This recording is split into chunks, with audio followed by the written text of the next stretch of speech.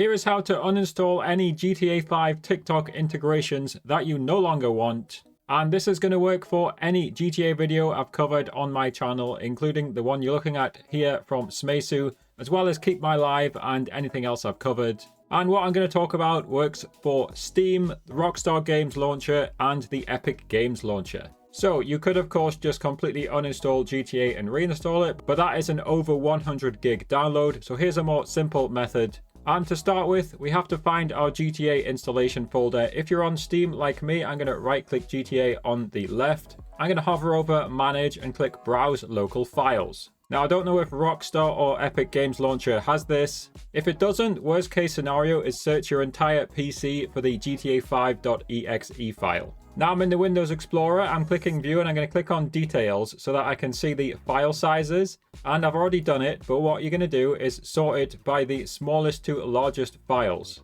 Now I'm sure there's a more nuanced way and a better way to do this, but this is the simplest way. So what I'm going to do is I'm going to click on the smallest file. I'm going to scroll down to everything above this GTA5.exe file. I'm going to hold Shift. I'm going to click. It's now highlighted everything. And I'm just going to press Delete on my keyboard. I'm also going to click on the scripts folder and press delete on that one. And I'm going to click on the bin folder and press delete on that one. Now, of course, you probably think we've now ruined our GTA game. And we have, if we don't do this final step. So I'm going to go back to Steam and I'll show you how to do this on Rockstar and Epic Games. We need to recover some of the files we've deleted. So on the left, I'm going to right click again. This time I'm going to click Properties. I'm clicking Installed Files on the left and we have to verify the integrity of the game files. This is going to check that the game files on our PC match the ones on their server. And of course, we're now missing some, so it's going to check and then re-add them. This process will usually take you probably about 5 minutes. But I'm sure you agree,